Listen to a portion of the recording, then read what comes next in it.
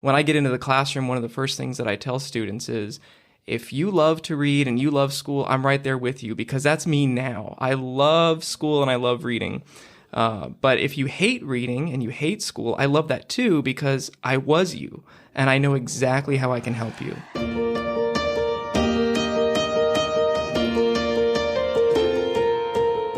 Welcome to the Voices United in Education podcast.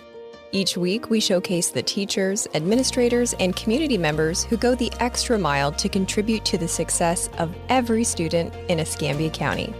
You'll meet the real people behind the titles and learn about the amazing resources to support every student's success. At the risk of sounding like an old lady, I do have my doubts about kids these days. While they have great qualities, it wouldn't be argued that they also have elevated levels of relationship disconnect and lower levels of active curiosity, problem solving, and follow through. If you're a parent listening to this, you know the conflict these can have in a home and probably lose sleep wondering if your kid will grow up to be okay. My next guest is going to share how a problem in life might be solved by an activity in the classroom, creative writing. He's the 8th grade English teacher, creative writing teacher, and department chair at Ernest Ward Middle School. He's also someone who hated school and was a slow reader, but now reads philosophy for fun. Knowledge enthusiast, future novelist, helping kids go from apathetic to engaged, Alexander Fitzgerald. Thank you for being here. Thank you very much for having me. I love that you highlighted the philosophy. That's the thing that I love. I love philosophy right now, which is so weird because before, like you said, when I was in school, I hated, I did not, I thought it was boring. I was good at it, but I thought it was boring. And I really did not like to read much at all. And the only time that I did read was if I had a friend who said, hey, let's read this book together. And I thought, what? But they were my best friend. They were like one of my only friends. So I said, okay, fine, I'll read this book. And then I would end up staying up until 3 a.m. just to finish different pages of this book with them. But if that wasn't happening, then I wasn't reading at all. So when I get into the classroom, one of the first things that I tell students is, if you love to read and you love school, I'm right there with you, because that's me now. I love school and I love reading. But if you hate reading and you hate school, I love that too, because I was you and I know exactly how I can help you. So they kind of perk up a little bit and they're like, wait, what? You didn't like school? I have an English teacher who didn't like school? And is admitting it out loud? Right, exactly. So is he even allowed to do that? I don't know. Like, we can't ever admit our faults, but I think it's good to do that and to say, this is who I was, but it doesn't have to be who I am. Right. Things can change, and having those friends or those people around us to encourage us to read is a really huge part of even getting started in that. Talking about creative writing, if you're going to get to writing, you have to be a reader.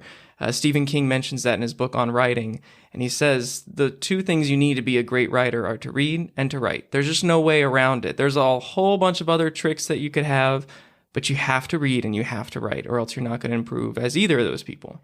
So for you, outside of peer pressure, what made the difference for you to convert from hating school and hating reading to loving school and loving reading? So besides actually getting to read with people, because like in high school, I didn't really have anyone that I would read with like I did in middle school.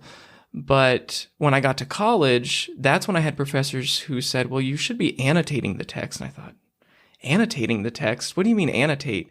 And they said, well, you should be interacting, highlighting, writing in. And I thought that was almost sacrilegious. You can't write in your books. Then it's not going to be perfect anymore. Right. But I forgot who said it, but there was somebody who had said that they enjoy seeing a book all worn and torn and with writing because it shows that it was almost lived in, that somebody actually experienced this book. If it doesn't look worn and it looks perfect, that's nice, but it looks like you never even touched it. So when people come over and they see your great collection of books and everything, if it looks perfect, then they're going to think, well, maybe you haven't read that book yet. I mean, that's great that you have it, but is it more for show? Right.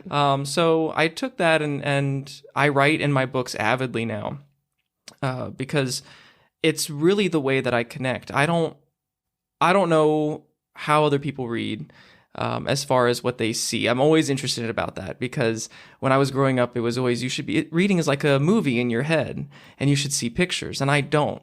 So it was so boring because I just heard my own voice, and I don't want to hear my own voice. I'm sorry if you're hearing my voice right now, but I don't want to hear my own voice. Right. And so I just didn't like it a whole bunch because I didn't see pictures and I didn't see this whole movie. I can visualize, but it's not something that's happening as I'm reading. It's something I have to pause from.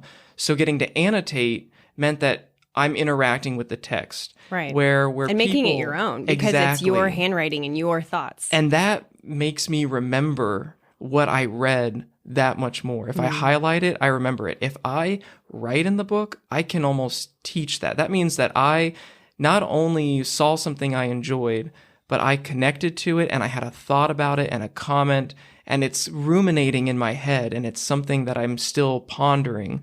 So it's something I can share with others and teach them. And you learn about 90% of what you teach. That's the biggest thing. And it's not memorization. It's getting to actually teach other people. Pass it on. Yeah. Right. So how does that work with kids now? Do they still, makes me sound so old again with the old lady theme, right?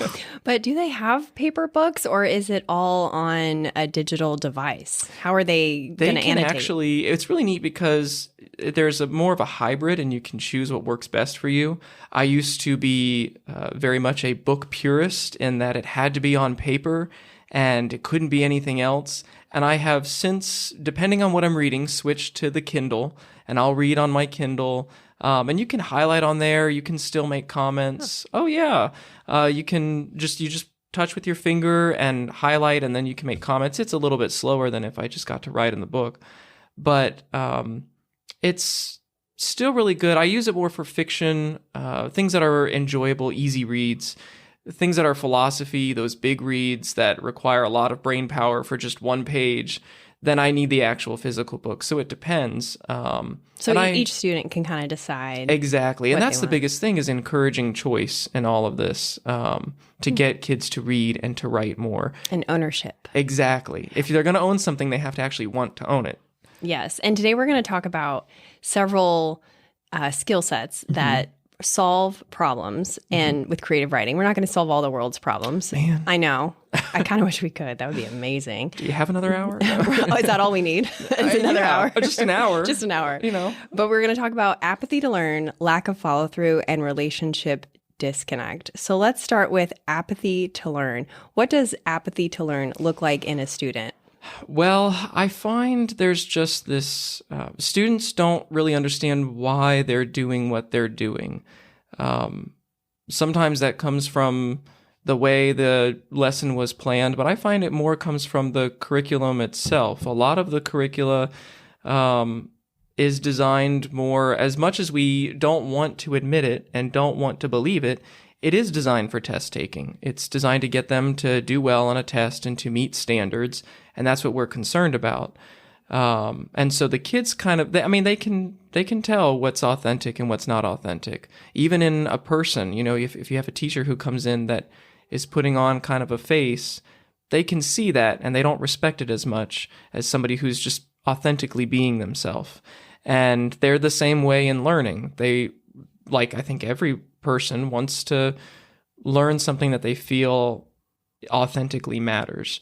And everything that we teach does matter. It's more us trying to show them how and why it matters beyond just a test. The test is necessary to see where they're at, and that's great.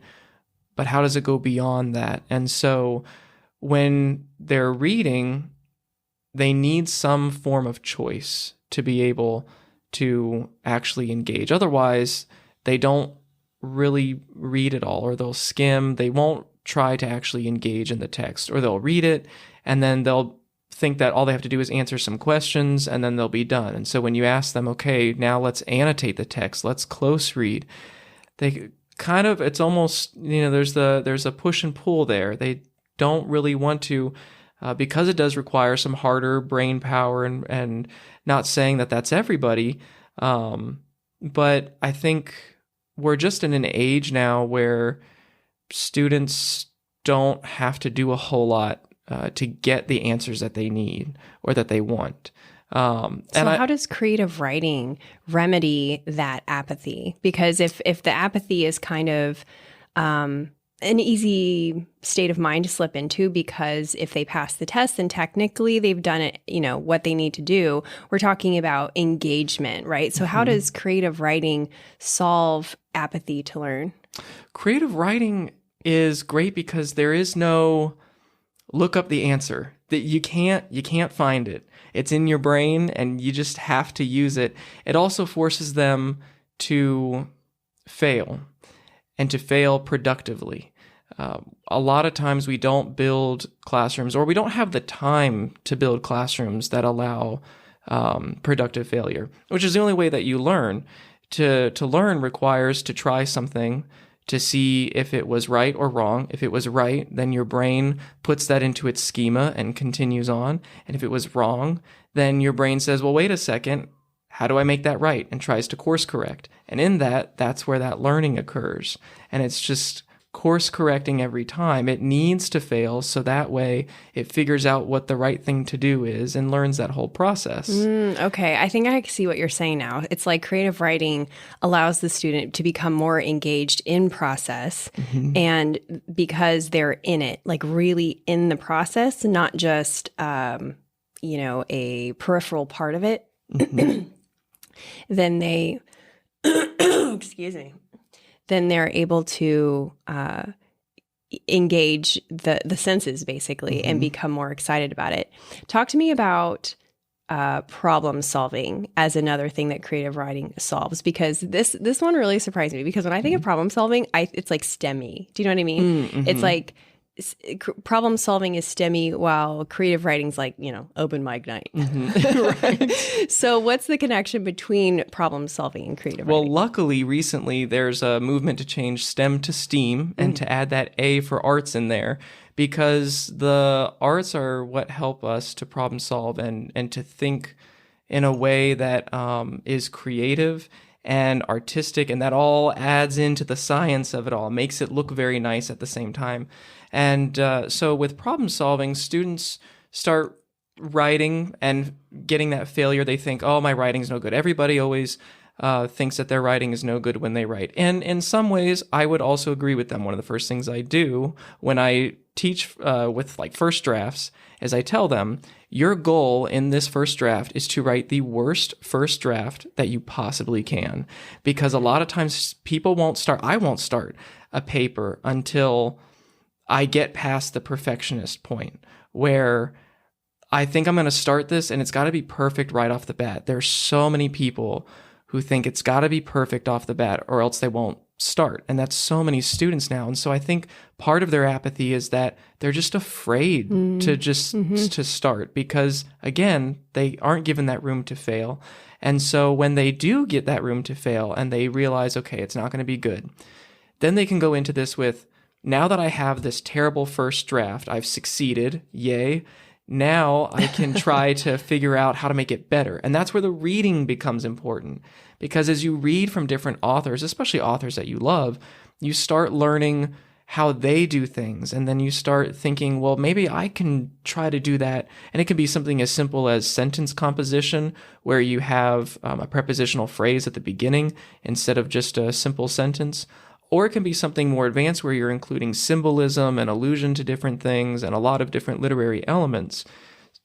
So it can range a lot depending on what you're trying to do, but that's the reading component becomes necessary because it teaches you how to get better. And so in that problem solving, that transfers their knowledge over into the real world, because when they don't know what to do, you go to the expert and you start reading and you start learning and you start researching. You don't go to Google and just say, how do I do this thing, and get an answer. You actually start learning that you have to sift through lots of information to get to that answer that you want. And then even sometimes you might not get the answer, but you have to make inferences and pull all that information together to create something entirely your own.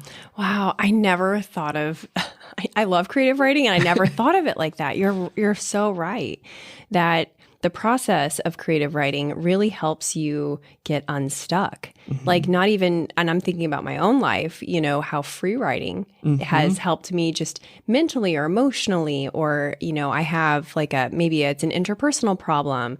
There's so many life applications to this that honestly, I never even considered because I do naturally like it, you know, so it's a natural thing for me. But what a tool for kids who maybe that isn't a natural thing for them, or they do tend to be, you know, anxious achievers. They can get unstuck and overcome the fear by realizing the first finish line is making something terrible. Right. That's like so freeing. And it offers that room to do that because, again, like I said, with the pacing guides and everything that we have, we, as teachers, I think every teacher wants to offer those opportunities for productive failure. And in sub-subjects, they're able to do that more often than others. But ones that have pacing guides and that, you know, they have to follow in this pace, they unfortunately just aren't given that opportunity to do it as much as they'd like. They might be able to do it sometimes, but it's hard to make it a standard when you have to just keep moving forward. And so doing that, just even on their own, not even as a class, but on their own in a journal or something, offers that opportunity to think more. And it really requires that. I mean, the failure part's great.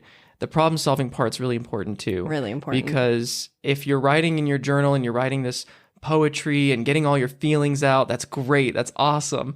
But it could be so much better if you just also read some poetry as well and see how other people write poetry. Maybe pick up a Pulitzer Prize-winning poetry book to see, why did they win that prize? Can I implement some of that in my own poetry? And then this poetry that was just kind of getting your feelings out can become something that you could actually enter into a contest. Or solve the problem that caused you to need to write it in the first place. Exactly. Which leads us to our third problem, which is follow through. So how does creative writing facilitate follow through in students?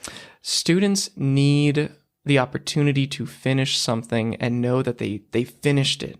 A lot of times we get these mountainous assignments, whether you're in college or after college, or just in K through 12, and you get this paper that you think is huge. My students think that a 10-sentence paragraph is like impossible right now. They're like, well, 10 sentences?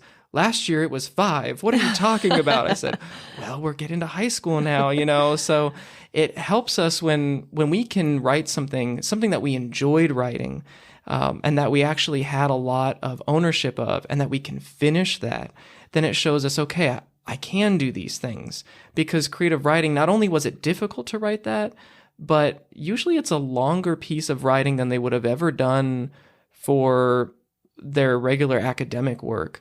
You know, with the Scholastic Writing Competition, I do that for my creative writing students, and I make them write about 3 pages of actual short story work for that competition. These are 8th graders writing 3 pages of a short story, and then they can also submit poetry. And not to brag, but we usually have somebody who goes to nationals every year. I'm just saying. But it gives them the opportunity to see, I can write this and I can finish it. And that feels really good when it's like, I wrote this whole story and it's this big, long piece and it's done. Even if it still needs revisions, it's done. And that's so important, because when you think about young minds, have you ever learned about, I'm sure you have, the reason why time flies when you're older, but it crawls when you're younger? I have not. Okay, no. This totally ties in. When you're now I have the pressure is on to get this correct. But when you're younger, you don't have the basically the experience of experiencing time. That's like the dumbest, downest way that I can probably phrase that. And so that's why time just seems to drag on. And as an adult, you've got all this experience of time, right? You have got decades, depending on how old you are. And so, oh my gosh, where did January go? Where did February go? Where did 2022 go? It's all gone so quickly. And so that's part of the reason why their little undeveloped brains have such a hard time with patience and concepts of, risk reward and, investing in this now will be a long-term reward later. It's all like tied into their little development of becoming adult humans, right? So I could totally see now how creative writing would allow them to begin that journey of realizing, oh, if I do this now, the reward will be later. This seems like torture now, but it will be finished later and I will feel good. And so you've got those elements of discipline and long-term reward. And this is all very good. We're running out of time, but I want to address something that I think every parent has to deal with, the one-word answers. The student comes home from school, the parent says, how was your day? Yeah, how was your day? Fine. Yep, fine. It was good. Did you do anything? No. What do you mean you didn't do anything? Yeah, right. Like literally you were there for 7 hours. So how have you seen creative writing help with that? Well, for me, especially just even in my classroom, and I'm not even their parents, but when they write creatively, their emotions come out. What they're thinking about comes out because it's their own writing. And so I learn more about my students and I'm able to build those relationships with them. So if parents were able to see what they're writing creatively, then they can build even stronger relationships with their kids and learn what's really going on with them. I had one student, we were doing blackout poetry, and I let them pick their own writing and then black it out to create a poem. And one student blacked out his poetry, and he brought it to me to look at, and I noticed that the words that he picked to leave were things like father, oh no, died suddenly, all these sorts of things.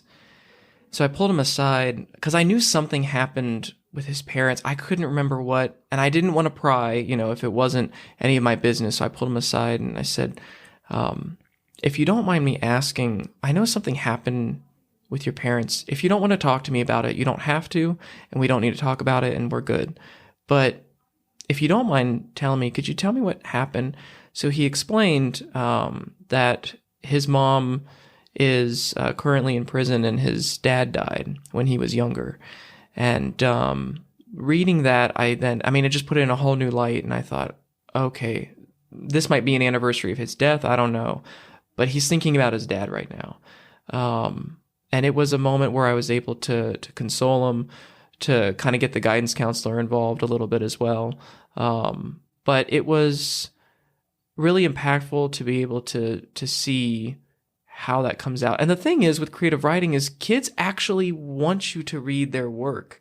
I know when we suggest creative writing, people might think, yeah, but they're not going to want me to see it. If you notice the things that are really good in their writing, be honest with them. Don't be brutally honest, but be honest with them and tell them, what worked really well that you enjoyed, and really enjoy it. Devour it like it's this delicious cake or something in your brain. And then the things that weren't good, suggest, well, maybe if you worked here on this, because what it does is it gives them that praise and makes them realize, wait, I'm good at something. And this person didn't only like it, they loved it. They want more of it. So maybe I should keep doing this. And when I do that, they want to start showing me their work. But then when I also give them that critical feedback, they think, oh, well, I need to go back. I need to fix it. I need to do something. They want to do more to make it even better. How can Mr. Fitz enjoy it that much more? Because I want him to think this is the most amazing thing I've ever written.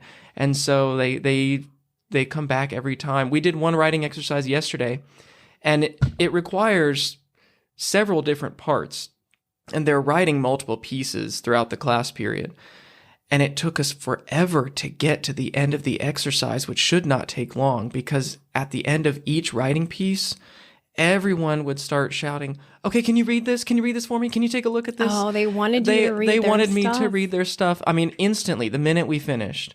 And I said, well, we've got more to write. We've got more to do. I'll read it, but let's wait until the end of the entire exercise. Oh, wow. And then we can read it. So they want you to read their stuff. When you give honest, but not brutal, but just honest feedback, and you enjoy the things that they write, and you're also critical about the things that maybe need some work. And that's when then you can start suggesting, well, it looks like you like to write about mystery. How about these mystery novels or fantasy or poetry, and start suggesting different books for them to read to where they can improve and grow on what they're doing. Wow. That's incredible. I had no idea. Yeah. Again, I loved creative writing. I loved writing. Like English, all that stuff was my jam. And I have goosebumps thinking about how much creative writing can help kids in all these areas. Thank you so much. Absolutely. Thank you for having me and for letting me share about it's one of my favorite things. I sometimes wish I kind of went back and majored in creative writing and then got a alternative certification in teaching just because I do really enjoy creative writing. I started many a novel, did not finish many a novel, but maybe one day. You never know. Future novelist, Mr. Fitz. It's going to happen. I hope so. I might be poet now. I used to be a novelist, but I really enjoy writing poetry now, so it might be that. Well, thank you again. Thank you very much. Thanks for listening. Be sure to subscribe and share. Voices United in Education is a production of Escambia County Public Schools.